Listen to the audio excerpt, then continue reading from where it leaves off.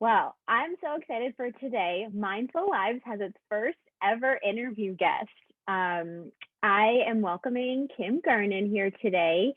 May is Mental Health Awareness Month, so I wanted to bring on another counselor to talk all things mental health related. So I have some questions that I'm going to ask her, pick her brain on a few things. We may go off on a tangent, and that's going to be okay. Kim and I used to work together back when I lived in Erie. We were part of the same private practice, and we have kept in touch ever since then. So, welcome, Kim. Thank you. Thank you for having me. I'm excited. Absolutely. I'm excited too. It's the first time, like I said, that we've ever done this before. So, why don't you start by just telling us a little bit about your background, the clients that you work with, and anything you'd like to share with the audience about your counseling experience? Okay. Well, I counsel in Erie, and I've counseled in with many different populations and many different settings. I actually started my career in inpatient drug and alcohol treatment, um, Mm-hmm. and then moved on from there to uh, nonprofit community mental health counseling. I did Mm-hmm. school therapy with teenagers, and I've worked with people with disabilities, finding Mm-hmm. employment. I've done rehabilitation counseling, um, and career counseling. And then in 2012, I decided to go into private practice and started my Mm-hmm. own practice. So I've been in private practice since. And I work predominantly, just found my niche predominantly with adults.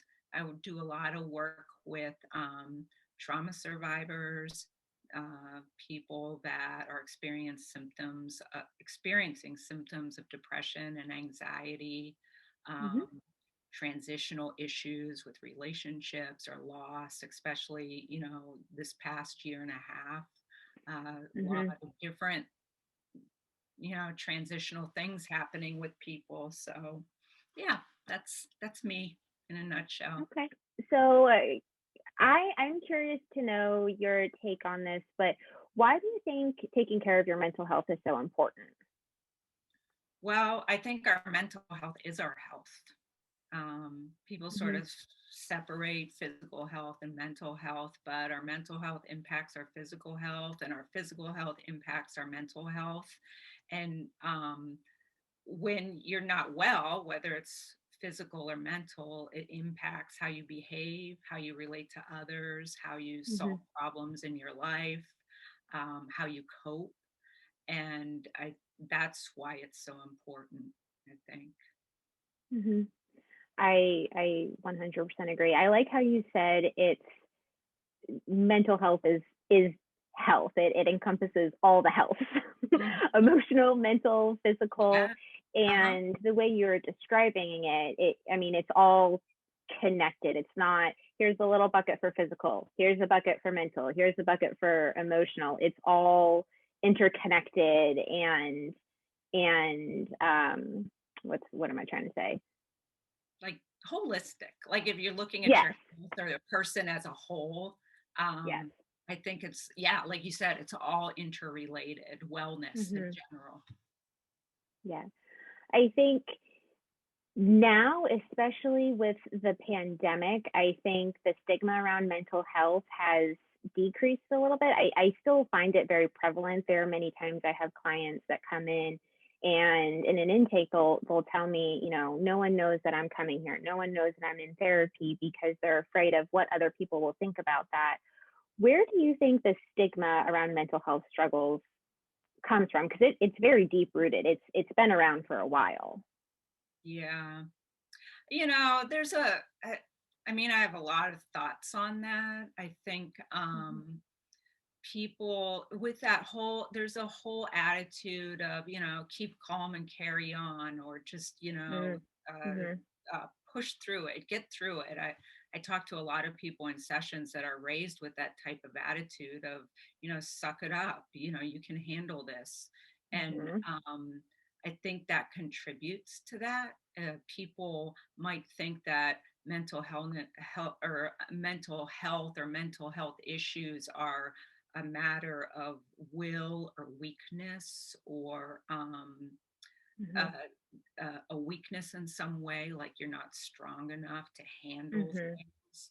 And I think that contributes to the stigma. I think the media plays a role in that, and I think things are changing, definitely. I think we're in a period Mhm. where this things are shifting, but like the media sometimes will portray people with mental health issues as either dangerous or Mhm.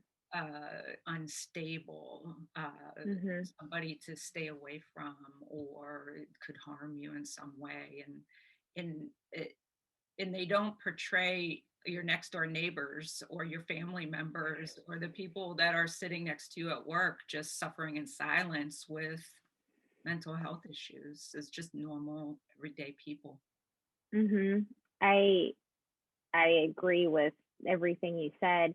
It's interesting because oftentimes I will, talk to people in the intake about how did you learn how to manage emotions growing up?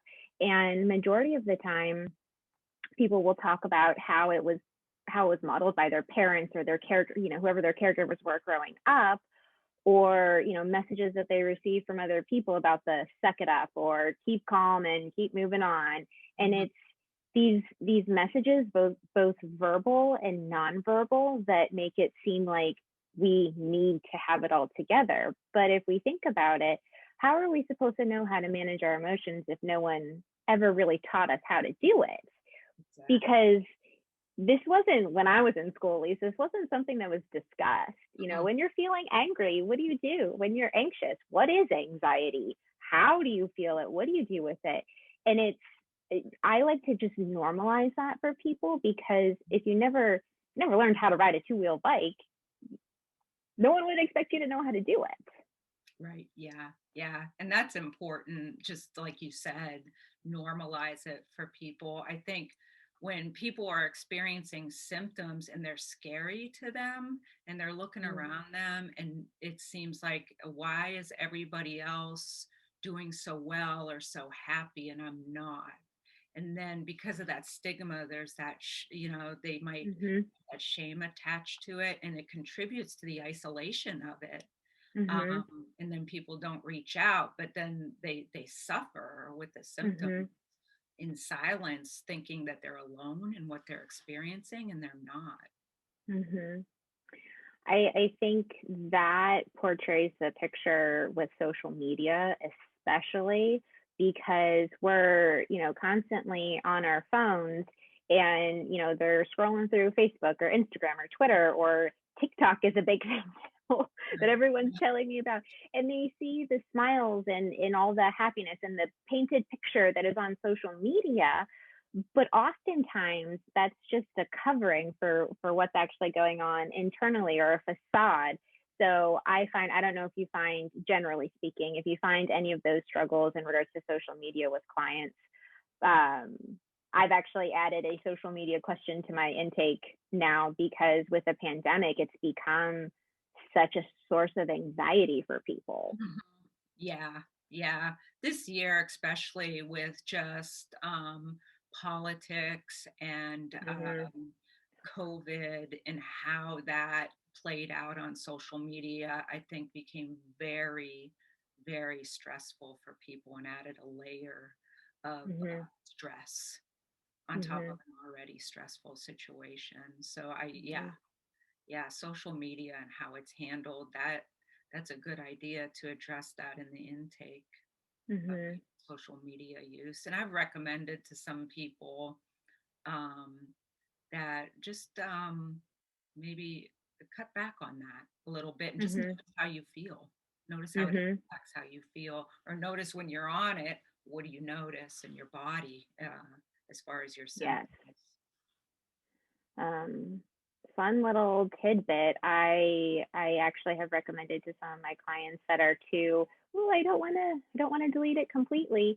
Turn Right. off the notifications to it, Hmm. because just turning off the notifications gives you the control to then look at that when you have the space to, or look at it when you want to, rather than being in the middle of your work day or your school day, or out with, well, maybe they're out with friends, maybe not.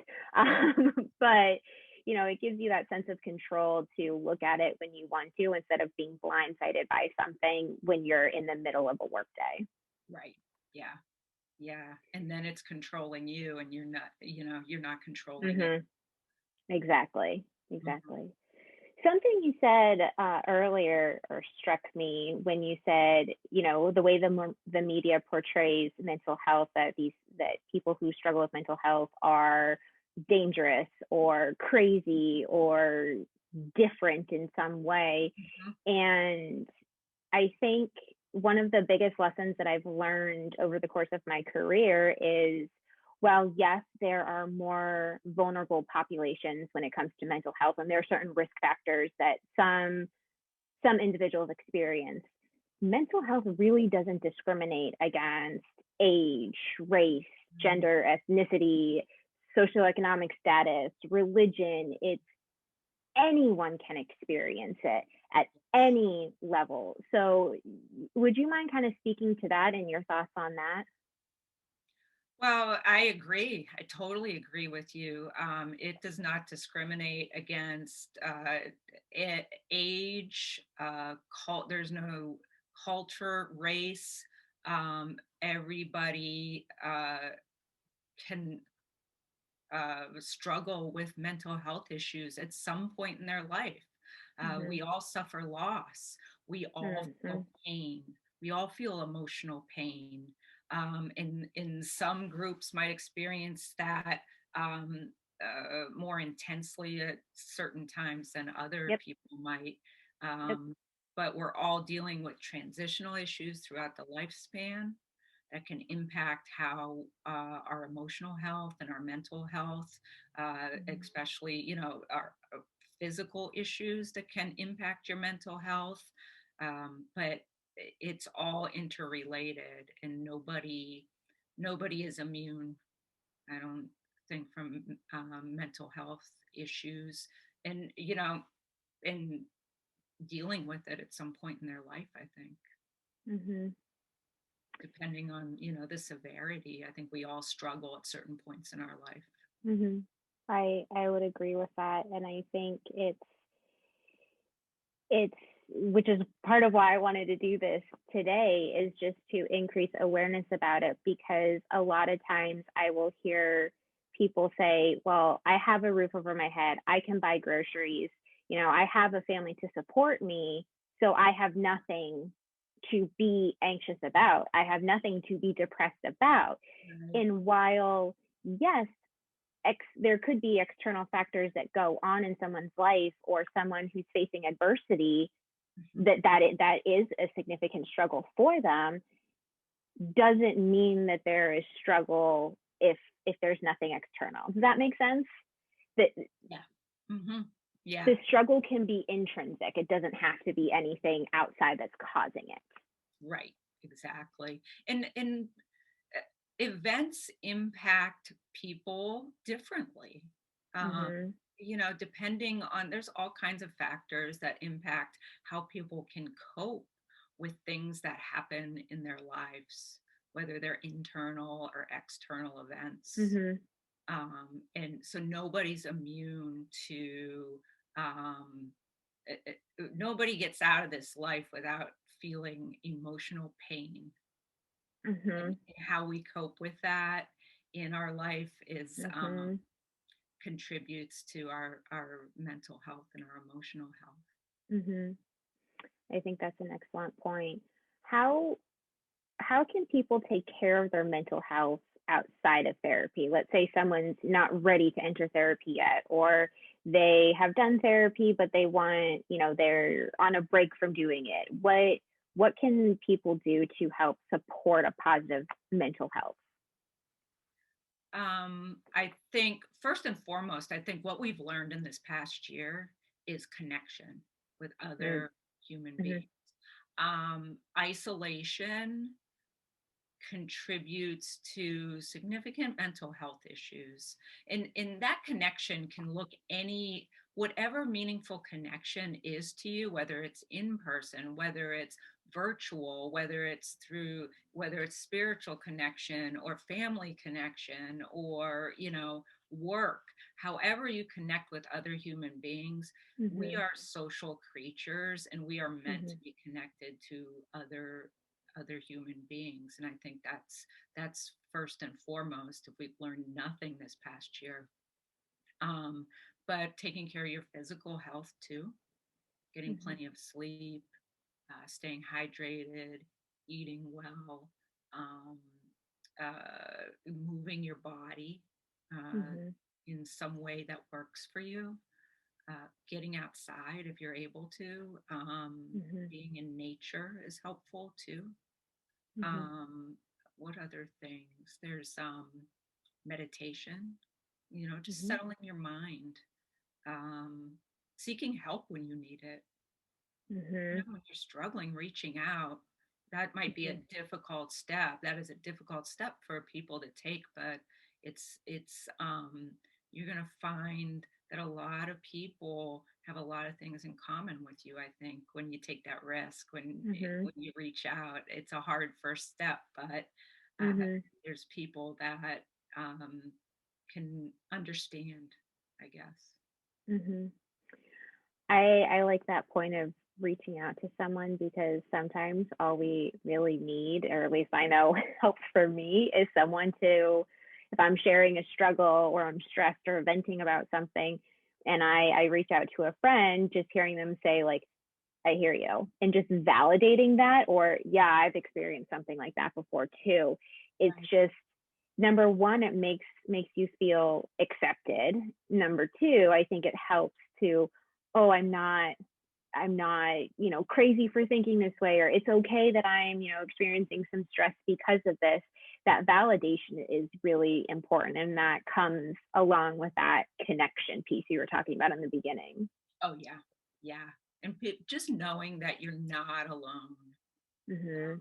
There's people that have experienced what you're experiencing that can help Mhm. you. There's people out there that might be trained to help you, or Mhm. people that care about you and what your experience is, and you're not alone, and that's important to know that. Mhm. You won't know it unless you put yourself out there, and that's the hardest step. It That's is. an easy step to take.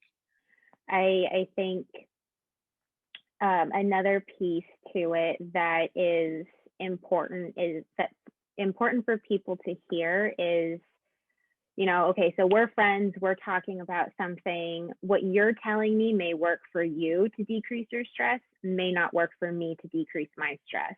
And knowing that the way people manage emotions, I think you said this a little bit ago, the way people manage emotions is different.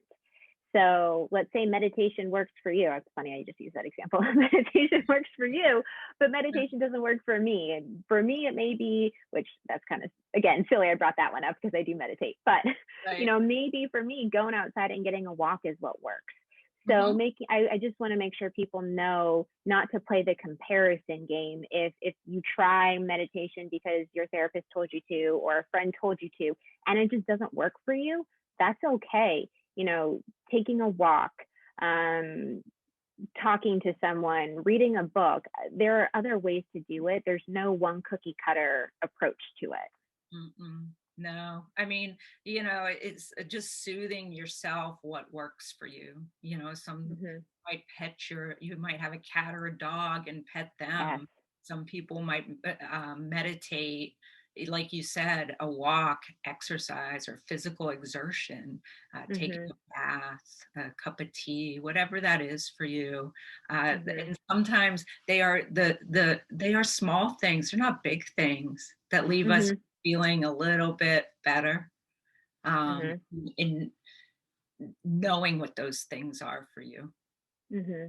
The last and final question I have is, let's say someone, sees our video today and wants to enter into therapy, but they're nervous or they don't know how to start or they're skeptical because they've been to three other therapists in the past and they haven't gotten any benefit or haven't found that jive yet.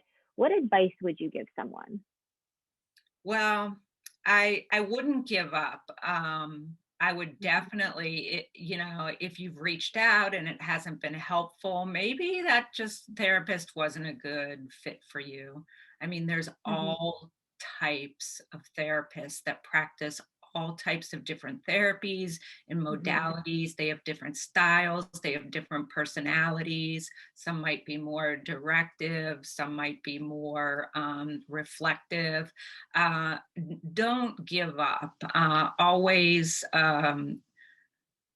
reach out if that's what you need. And if it's not to counseling at first, maybe you're involved with your church. Maybe Mm. you have Mhm. some friends. Reach out for some connection, especially if you're feeling that you need some help. Reach out to somebody. And then if it's counseling, I would always, you don't have to stick with a counselor that isn't working for you. You can always Yeah. ask recommendations and always be honest. Mhm. Um, it's okay to ask questions. It's okay if something isn't working for you in therapy or you're just not getting it. Like, why am I Mhm. doing this? You can definitely ask questions of your therapist. Mhm. Can you explain that to me more? Why am I doing this? What's the purpose of this? What's my goals? How are you Mhm. going to help me reach them? um, a good therapist will sort that out for you, and I think, or with you. Mhm. And I think uh, just knowing that some people are afraid of the stigma. Like, I'm going to go in there, I'm going to tell I'm going to tell them deeply personal things. That stigma impacts whether, you know, people want to share that with therapists, but there's confidentiality. It's protected by law, and Mhm. therapy is confidential. So if that's a fear that might be keeping you back, um, Mhm. uh, hopefully that can help you take that step. But the first Mhm. step is scary for a lot of Mhm. people. So, but there's help out there. There's a fit for everybody. I agree. I agree. I think to add on to what you said, also knowing that when you enter therapy, you don't have to share every single facet of your life in the first session. If you are slow to warm up or you're not ready to be that vulnerable and share things yet, that is 100% okay. You don't have to go into it expecting to share every minute detail of your life. Right. I actually would encourage people to share at your own pace. Exactly. And a good therapist is going to understand that and they're not going to push you. Right. Right. Yeah. Yeah. That's very true. Anything else that you would like to just say in parting?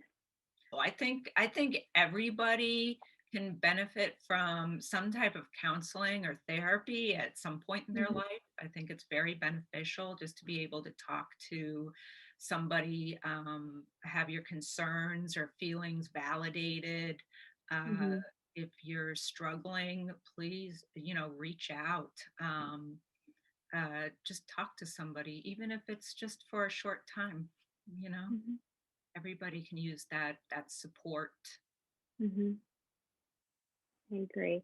I'm also going to, I was thinking about this as we were talking, I'm going to link some resources in the post, National Suicide Prevention Hotline number, Psychology Today, where you can go on, put your zip code in and find a therapist in your area. The Warm Line, which is a place that you can call and just, it's not a suicide hotline, but it's a number that you can call to have a peer support, someone who has experienced mental health before. I'll share some resources just to have them out there if someone wants to explore or if someone's going to need them. So Yeah. Yeah, that's thank great. you so much, Kim, again for coming on. And I hope everyone has enjoyed. If you have any questions for me or you're in the Erie area and you want to work with Kim, I'll put her contact information. Sounds good. Sounds good. All right. Thank you. All right. Thanks, Melanie.